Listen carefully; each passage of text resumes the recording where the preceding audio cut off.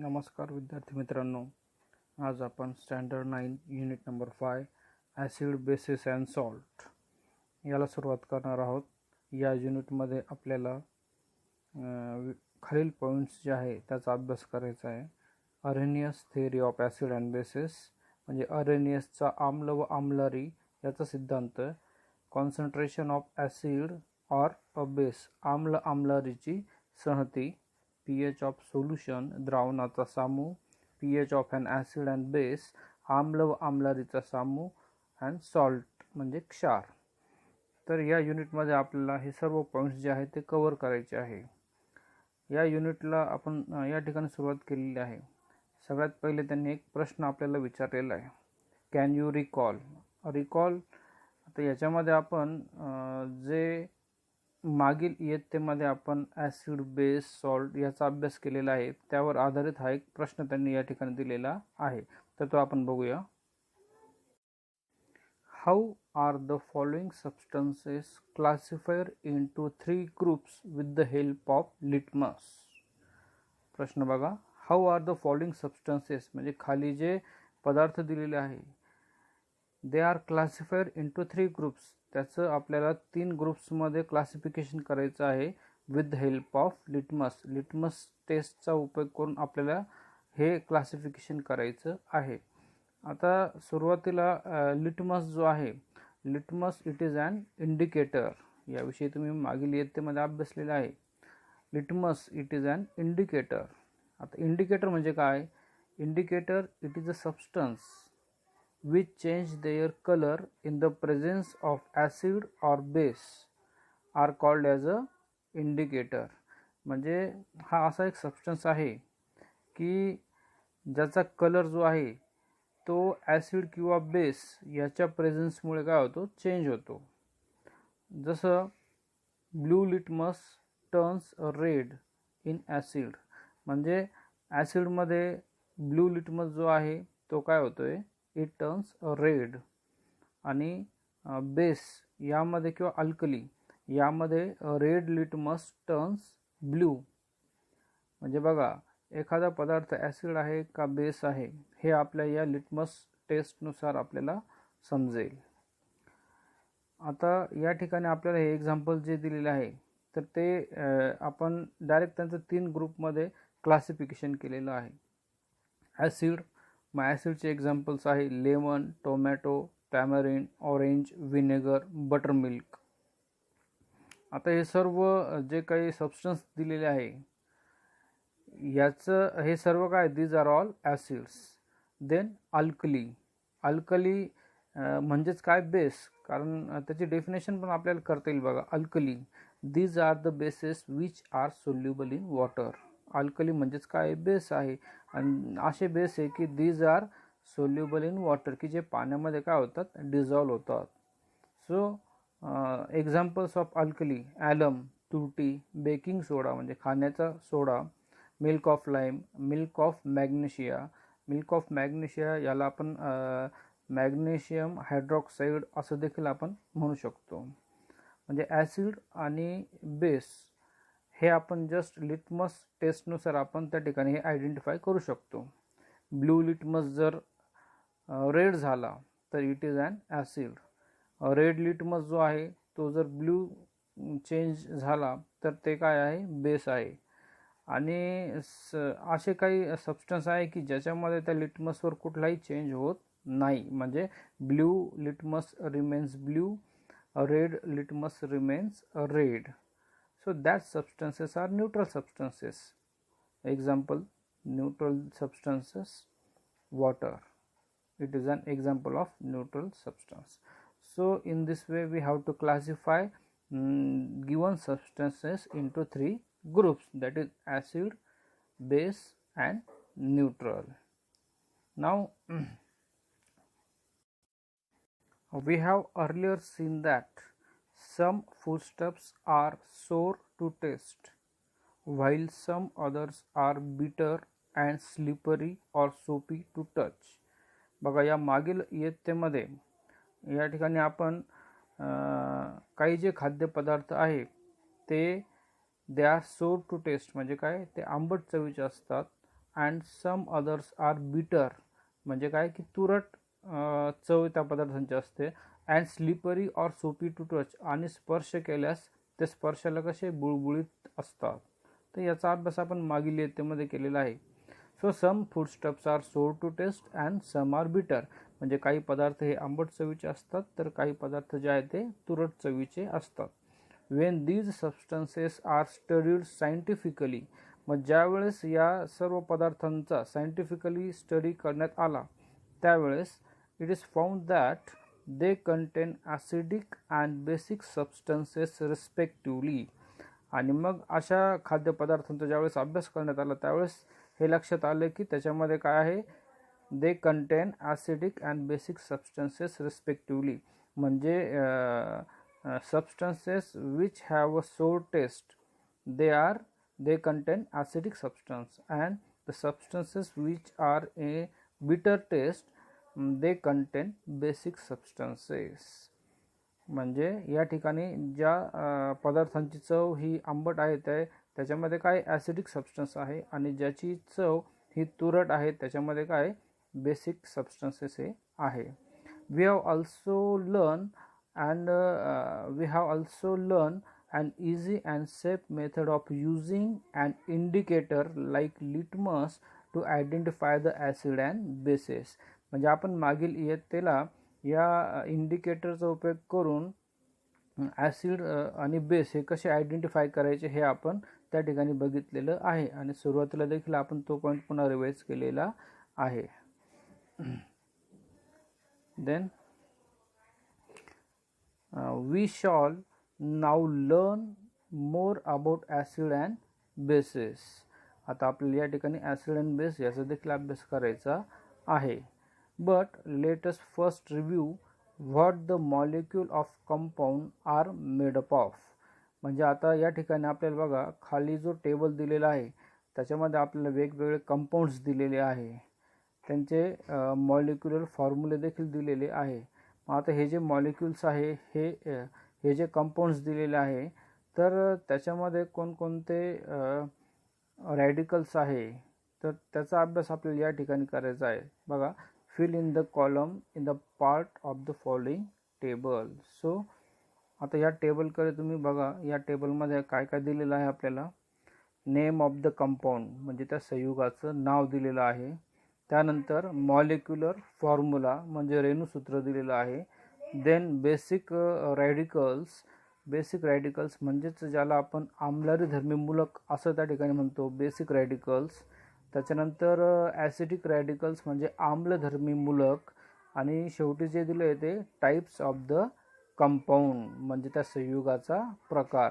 म्हणजे हे जे कंपाऊंड्स दिलेले आहे तर ते त्या ठिकाणी आपल्याला त्या कंपाऊंड्समध्ये कोणते पॉझिटिव्ह आयन आहे आणि कोणते निगेटिव्ह आयन आहे, म्हणजेच बेसिक रॅडिकल कोणते आणि ॲसिडिक रॅडिकल्स कोणते ते आपल्याला आयडेंटिफाय करायचे आहे, आणि त्यावरून त्या कंपाऊंडचा प्रकार जो आहे तो त्या ठिकाणी आपल्याला मेन्शन करायचा आहे.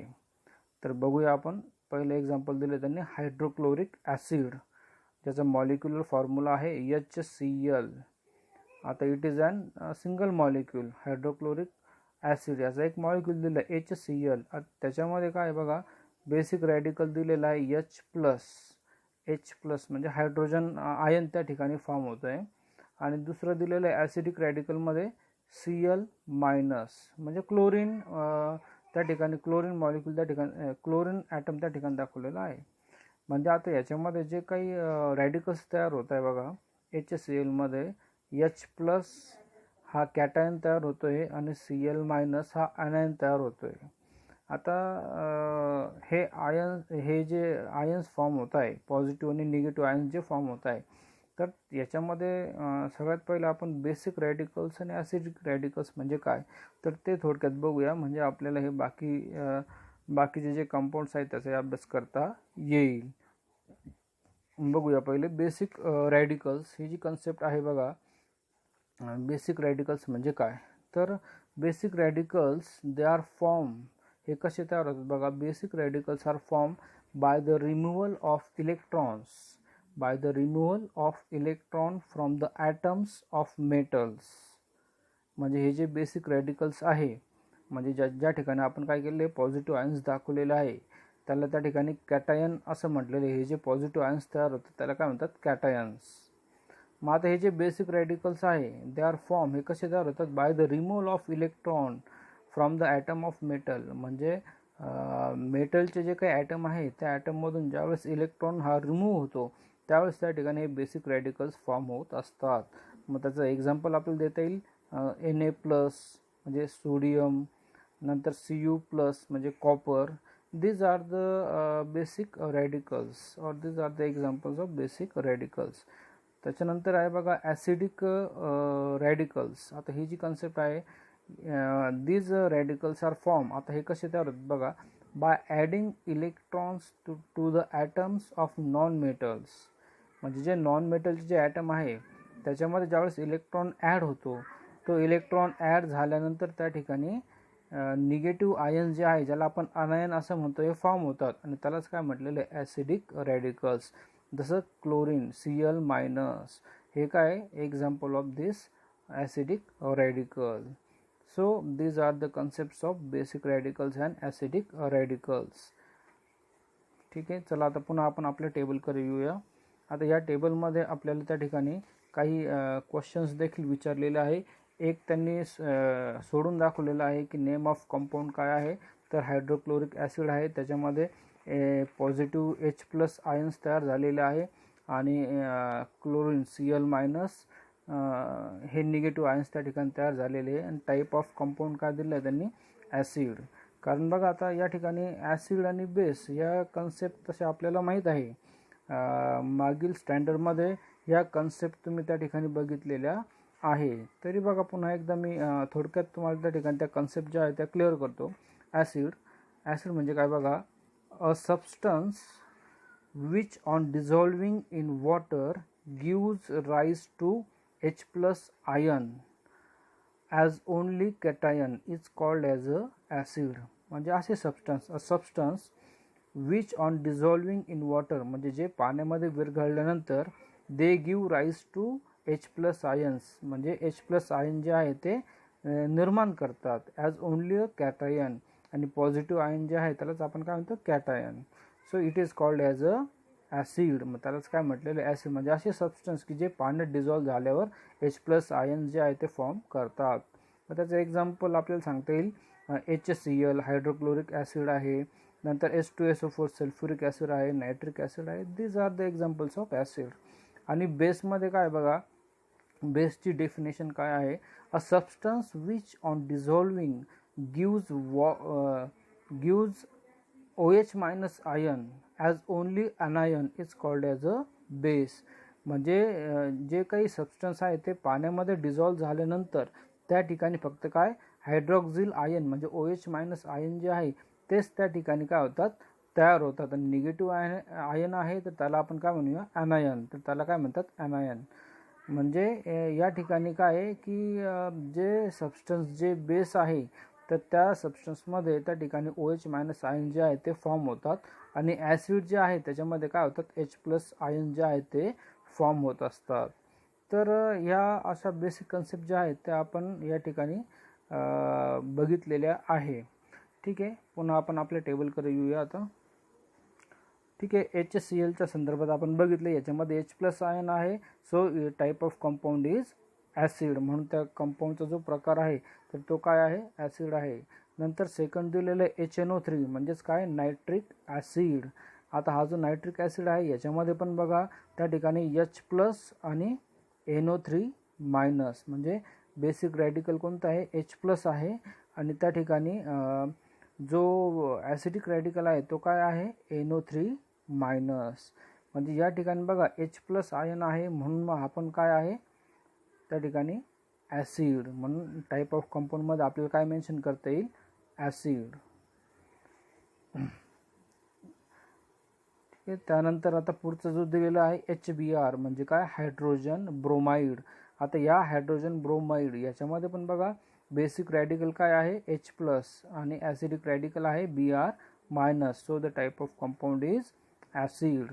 देन सल्फ्युरिक ॲसिड H2SO4 याच्यामध्ये पण बघा बेसिक रॅडिकल दिलेला आहे H प्लस. हा काय बेसिक रॅडिकल आहे आणि ॲसिडिक रॅडिकल काय आहे SO4 2 मायनस, हे बेसिक रॅडिकल आहे.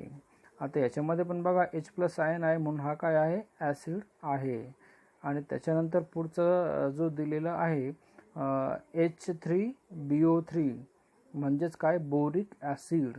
आता याच्यामध्ये पण बघा बेसिक रॅडिकल आहे H+ आणि ॲसिडिक रॅडिकल आहे BO3 3 मायनस. म्हणजे याच्यामध्ये देखील बेसिक रॅडिकल जे आहे H+ म्हणजे हायड्रोजन आयन याच्यामध्ये आहे म्हणून टाईप ऑफ कंपाऊंड काय येईल ॲसिड. तर ह्या पद्धतीने आपण ठीक आहे. तर पुन्हा एकदा मी तो पॉईंट रिवाइज करतो की ज्याच्यामध्ये H+ आयन्स फॉर्म होतात तो असतो ॲसिड, ज्याच्यामध्ये OH- तयार होतात तो असतो बेस. मग आपण त्या टेबलमध्ये बघितलं होतं बघा, हायड्रोक्लोरिक ॲसिड नेम ऑफ कंपाऊंडमध्ये बघितलं होतं पहिलं हायड्रोक्लोरिक ॲसिड की ज्याचा मॉलिक्युलर फॉर्म्युला आहे HCl. बेसिक रॅडिकल्स त्या ठिकाणी आहे H+, ॲसिडिक रॅडिकल आहे Cl-. H+ आयन यामध्ये आहे म्हणून त्याला त्या ठिकाणी आपण त्याचा जो प्रकार आहे तो काय घेतलेला आहे ॲसिड. मग बघा हायड्रोक्लोरिक ॲसिड पासून तर त्या ठिकाणी बोरिक ॲसिड हे सर्व काय these are all examples of acid because they contain H+ ion. So these are the examples of acid. यानंतर आपण बघूया पुढे बेसच्या संदर्भात. जसं आपण बेसची कन्सेप्ट त्या ठिकाणी बघितली होती. बेसमध्ये काय a substance which on dissolving in water give rise to OH- ion as only anion is called as a base. म्हणजे ज्याच्यामध्ये काय OH- आयन हे तयार होतात त्यालाच काय म्हटलेलं आपण बेस. जसं एक्झाम्पल या ठिकाणी दाखवलेलं बघा सोडियम हायड्रॉक्साईड. आता या सोडियम हायड्रॉक्साईड की ज्याचा मॉलिक्युलर फॉर्म्युला आहे NaOH. आता या ठिकाणी बघा बेसिक रॅडिकल काय आहे Na+ आणि ॲसिडिक रॅडिकल काय आहे OH-. आता ह्या कंपाऊंडमध्ये बघा OH- आयन जे आहे ते फॉर्म होत आहे आणि आपण आता बेसची कन्सेप्ट बघितलेली आहे. Base gives rise to a OH- ion. So it is an example of base. So the type of compound is base. ठीक आहे. नेक्स्ट एक्झाम्पल आपण बघूया पोटॅशियम हायड्रॉक्साईड ज्याचा मॉलिक्युलर फॉर्म्युला आहे KOH. याच्यामध्ये जे रॅडिकल्स तयार झालेले आहे तर ते आहे K+ आणि OH-. K+ हा काय बेसिक रॅडिकल आहे आणि OH- हा ॲसिडिक रॅडिकल आहे. आता याच्यामध्ये देखील बघा हायड्रोक्सिल आयन म्हणजे OH- आयन तयार झालेले आहे म्हणून हा काय it is an example of base. Similarly calcium hydroxide is also base. Ammonium hydroxide is also a base because in these examples there is a formation of OH- ion which are acidic radicals. Hence these are a example of base. So in this way we have seen acid and base. Now next example is calcium nitrate. See the molecular formula of calcium nitrate is Ca in bracket NO3 2. Calcium nitrate it contains calcium 2+ ion as a basic radical.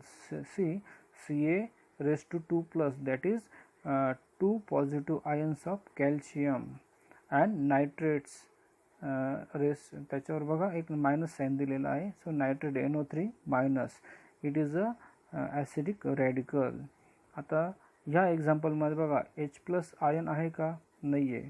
त्याचबरोबर निगेटिव्हमध्ये पण OH- आहे का नाही आहे. मग आता ज्याच्यामध्ये H+ आयनपेक्षा वेगळे आयन्स फॉर्म झालेले आहे आणि OH- आयन याच्यापेक्षा वेगळे आयन्स या ठिकाणी फॉर्म झालेले आहे. तर असे जे एक्झाम्पल्स आहे ते त्या ठिकाणी न्यूट्रल ह्या टाईपमध्ये येतात. म्हणजे त्यांचा जो कंपाऊंडचा प्रकार आहे तो कुठला आहे neutral. So these are an example of neutral compound की ज्याच्यामध्ये they form positive ions other than hydrogen and negative ions other than hydroxyl ion. म्हणजे H+ आयनपेक्षा वेगळे आयन ते फॉर्म करतात आणि OH- पेक्षा वेगळे आयन्स ते त्या ठिकाणी फॉर्म करत असेल तर त्याचा जो त्या कंपाऊंडचा जो प्रकार आहे तो कुठला येतो न्यूट्रल. म्हणून बघा या ठिकाणी सोडियम क्लोराईड याच्यामध्ये पण बघा Na+ आणि Cl-. हे जे पॉझिटिव्ह आणि निगेटिव्ह आयन्स तयार झालेले आहे, these are other than hydrogen and hydroxyl ions. So type of compound is neutral. So sodium chloride, calcium nitrate, then potassium sulfate, then calcium chloride, and last ammonium sulfate. These are the examples of neutral compound because they contains positive ion other than H plus ion and negative ions other than OH minus ion. So these are the neutral compounds. Okay, thank you. विद्यार्थी मित्रांनो, in last lecture we have seen different types of compounds as acid, base and salt. So some compounds, they are seen to have a H plus as a basic radicals in their molecules. These are all acids. म्हणजे असे काही compounds आहे की ज्याच्या मॉलिक्यूलमध्ये H plus ion असेल तर तो काय आहे, ॲसिड आहे. Some compounds are seen to have a OH minus as a acidic radicals in their molecule. All these compounds are base. म्हणजे असे कंपाऊंड्स की ज्यांच्या मॉलिक्यूलमध्ये काय असेल, OH मायनस आयन असेल तर ते काय आहे, these are all bases. Those ionic compounds which have a basic radicals other than H plus and acidic radicals other than OH minus are called as a salt. आणि असे काही ionic compounds आहे की ज्याच्यामध्ये बेसिक रॅडिकल जे आहे ते कोणते आहे, अदर दॅन H प्लस, म्हणजे H प्लस पेक्षा वेगळे असे पॉझिटिव्ह आयन्स असेल. आणि acidic radicals other than OH minus, म्हणजे ॲसिडिक रॅडिकल जे आहे ते पण कोणते पाहिजे, अदर दॅन OH मायनस, म्हणजे OH मायनस आयनच्या व्यतिरिक्त दुसरे आयन जर त्यामध्ये असेल तर अशा कंपाऊंडला काय म्हणायचं आहे, सॉल्ट. एक्झाम्पल त्याचं आपण बघितलं होतं NaCl. NaCl मध्ये बघा Na प्लस आणि Cl मायनस ह्या पद्धतीने आयन्स फॉर्म होतात. मग Na प्लस हा काय आहे, तुमचा बेसिक रॅडिकल आहे which is other than hydrogen, and Cl minus which is a acidic radicals other than OH minus ion. So it is an example of salt.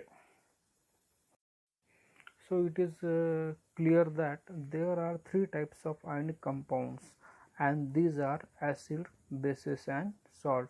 म्हणजे ionic compound जे आहेत त्याचे तीन प्रकार त्या ठिकाणी आहेत, ते म्हणजे acids, bases and salts. Now next point is ionic compounds. आता आपण आयोनिक कंपाऊंड, आयोनिक संयुगे म्हणजे काय याविषयी बघणार आहोत.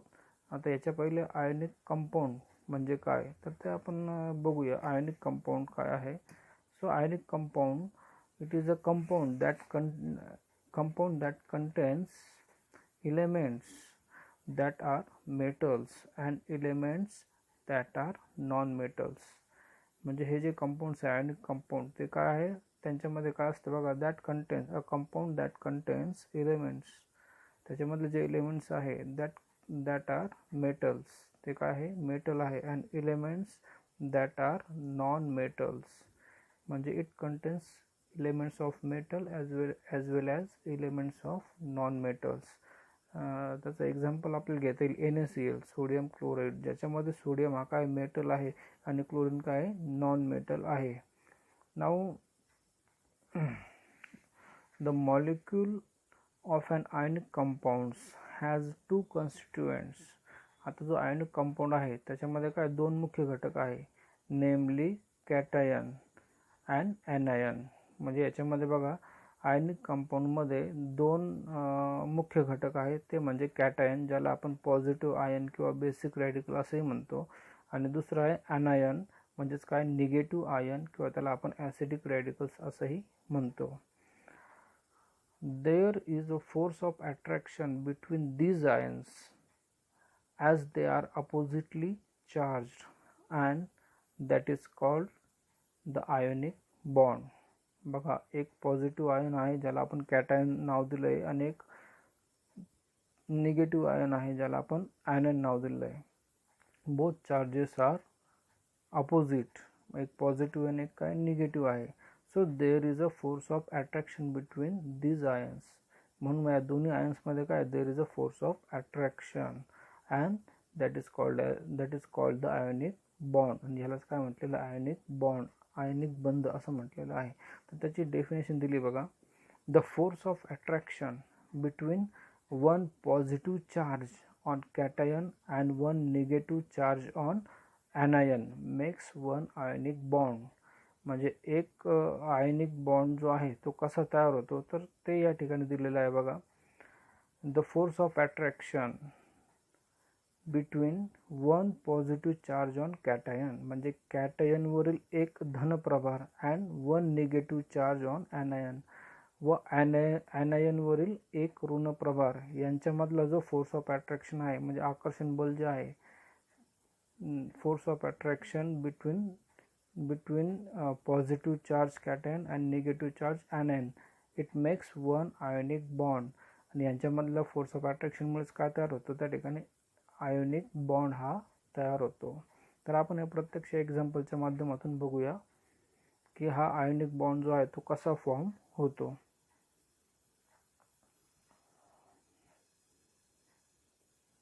So here is the example ionic bond. आता याच्यामध्ये बघा आपल्याला जे एक्झाम्पल दिलेलं आहे ते दिलेलं आहे सोडियम क्लोराईड. सोडियम क्लोराईडचं एक्झाम्पल आपल्याला या ठिकाणी बघायचं आहे. एक्झामला पण प्रश्न विचारला जातो बघा. Formation of sodium chloride, formation of a sodium chloride from sodium and chlorine atom, म्हणजे सोडियम आणि क्लोरीन ॲटम ह्याच्यापासून त्या ठिकाणी सोडियम क्लोराईड हा कसा तयार होतो. सो आपण बघूया आता याविषयी. बघा आता डायग्राममध्ये बघा, सगळ्यात पहिले त्या ठिकाणी आपल्याला जी डायग्राम दिलेली आहे. So formation of sodium chloride with an ionic bond. या डायग्रामकडे बघा. तर या डायग्राममध्ये आपल्याला सोडियम दिलेलं आहे Na आणि ब्रॅकेटमध्ये त्याचं इलेक्ट्रॉनिक कन्फिगरेशन दिलेलं आहे 2,8,1. म्हणजे सोडियम या ॲटमच्या फर्स्ट ऑर्बिटमध्ये किती 2 इलेक्ट्रॉन्स आहे, सेकंड ऑर्बिटमध्ये आहे 8 इलेक्ट्रॉन्स, फर्स्ट ऑर्बिटमध्ये 2 इलेक्ट्रॉन्स, सेकंडमध्ये 8 इलेक्ट्रॉन्स अँड लास्ट ऑर्बिटमध्ये 1 इलेक्ट्रॉन दिलेला आहे. कारण बघा त्याचा जो ॲटॉमिक नंबर आहे तो आहे 11 आणि म्हणून मग त्याचं जे इलेक्ट्रॉनिक कन्फिगरेशन आहे ते या ठिकाणी तुम्हाला दिलेलं आहे 2,8,1. म्हणजेच बघा, an atom of sodium has 1 electron in its outermost orbit. म्हणजे त्याच्या आउटरमोस्ट ऑर्बिटमध्ये किती इलेक्ट्रॉन्स आहे, 1 इलेक्ट्रॉन आहे. मग आता कुठलाही ॲटम असेल तर त्या ठिकाणी तो त्याची जी आउटरमोस्ट शेल जी असते ती त्या ठिकाणी ऑक्टेट स्टेटला आणण्यासाठी म्हणजेच काय, त्याची अष्टक स्थिती जी आहे, म्हणजे आउटरमोस्ट शेलमध्ये किती 8 इलेक्ट्रॉन्स पाहिजे. मग ते पूर्ण होण्यासाठी त्या ठिकाणी काय करतो, तो इलेक्ट्रॉन्स देतो. आता ह्या उदाहरणामध्ये बघा, सोडियम जो आहे त्याच्या आउटरमोस्ट शेलमध्ये किती आहे, 1 इलेक्ट्रॉन्स आहे. मग हा सोडियम काय करणार आहे, it gives 1 electron or it loose 1 electron. म्हणजे त्याच्या आउटरमोस्ट शेलमधून जर एक इलेक्ट्रॉन जर रिमूव्ह झाला किंवा त्यांनी तो डोनेट केला. So after donating the electron, what is the configuration of sodium. ह्या बाजूला दिले बघा ते सोडियममध्ये. बघा आता आउटरमोस्ट शेलमध्ये 2 इलेक्ट्रॉन आहे, नंतर सेकंड सेलमध्ये किती आहे, 8 इलेक्ट्रॉन्स आहे आणि वरती बघा पॉझिटिव्ह साईन त्या ठिकाणी तुम्हाला दिसतोय. आता पॉझिटिव्ह साईन म्हणजे काय, sodium gives 1 electrons, so there is a positive ion और कॅटायन इज फॉर्म. सो म्हणून बघा आपण Na डोक्यावर त्या ठिकाणी प्लसचं साईन देतो, कारण it gives 1 electrons, hence there is a formation of positive ion, so Na plus. त्यानंतर बघा पुढे क्लोरीन. आता क्लोरीनचा ॲटॉमिक नंबर आहे 17. मग त्याचं इलेक्ट्रॉनिक कन्फिगरेशन जे आहे ते ब्रॅकेटमध्ये दिलेले आहे बघा, 2,8,7. म्हणजे या क्लोरीनमध्ये बघा, in outermost shell it contains 7 electron. त्याच्या आउटरमोस्ट शेलमध्ये किती इलेक्ट्रॉन्स आहे? 7 इलेक्ट्रॉन्स आहे. मग त्या आउटरमोस्ट शेलमध्ये ऑक्टेट स्टेट पूर्ण होण्यासाठी, म्हणजे अष्टक स्थिती पूर्ण होण्यासाठी इट रिक्वायर्स 1 इलेक्ट्रॉन. त्याला काय पाहिजे? 1 इलेक्ट्रॉन पाहिजे. म्हणजे आउटरमोस्ट शेलमध्ये काय होईल? ऑक्टेट स्टेट जी ती पूर्ण होईल, which is a stable state. मग आता 1 इलेक्ट्रॉन्स त्याला पाहिजे. आता सोडियम जो आहे, सोडियमने काय केलेलं आहे? It donates 1 electron. आणि मग क्लोरीन काय करणार आहे? It receives or it accepts 1 electron from sodium. बघा इथं दाखवलेल्या डायग्राममध्ये पण की त्याने 1 इलेक्ट्रॉन जो आहे तो काय केलेला आहे? त्या ठिकाणी ॲक्सेप्ट केलेला आहे. म्हणजे सोडियम करून आलेला जो 1 इलेक्ट्रॉन आहे तो क्लोरीनने काय केलेला आहे? ॲक्सेप्ट केलेला आहे. आणि after accepting this electron, the configuration of this chlorine is 2,8,8. बघा इथं चेंजेस झालेले आपल्याला दिसतील. 288. म्हणजे in outermost shell of chlorine there is 8 electrons. आता याच्यामध्ये बघा, Cl क्लोरीन याच्यावरती काय? निगेटिव्ह आयन आपल्याला या ठिकाणी दिसतोय. It form a negative ion. Why? Because it accepts electron. तो काय करतोय? It accept electron or it receives 1 electron from sodium. Hence negative ion is form. So we have given a negative charge on chlorine. म्हणून आपण काय केलेलं आहे? क्लोरीनवरती negative ion त्या ठिकाणी तो मायनस साईनने दाखवलेला आहे. So sodium which gives 1 electron to complete the octet state, and chlorine which receives 1 electron to complete its octet state. म्हणजे सोडियमने काय केलं? 1 इलेक्ट्रॉन त्याने डोनेट केला आहे आणि त्यामुळे त्याची आउटरमोस्ट शेल जी ती फुलफिल झालेली आहे. आणि 1 इलेक्ट्रॉन डोनेट केल्यामुळे त्याच्यावर काय तयार झाला? एक पॉझिटिव्ह आयन तयार झालेला आहे. आणि क्लोरीनने काय केलेलं आहे? It accepts 1 electrons. Hence there is a formation of negative ion. आणि म्हणून त्याच्यावरती त्या ठिकाणी काय केलं आपण? एक निगेटिव्ह आयन जो आहे तो मायनस साईनने आपण दाखवलेला आहे. So in this way we have seen that how the positive ions are formed and how the negative ions are formed. Now next one is, when these two atoms, that is sodium and chlorine, they come close together, ज्यावेळेस ते एकमेकांजवळ येतात. बघा, when these two atoms come close together, the sodium atom, बघा ज्यावेळेस ते दोन्ही item जे आहे एकमेकांच्या जवळ येतात त्यावेळेस काय होतं? बघा, sodium atom it donates its electron. बघा या ठिकाणी दाखवलेलं आपल्याला सोडियम जो आहे, सोडियम काय करतोय? It donates electron. See here, sodium donates its electron and the chlorine atom accept it. म्हणजे सोडियमने इलेक्ट्रॉन दिलेला आहे, तो या क्लोरीनने काय केलेला आहे? ॲक्सेप्ट केलेला आहे. दस बोथ ॲक्वायर ऑक्टेट स्टेट.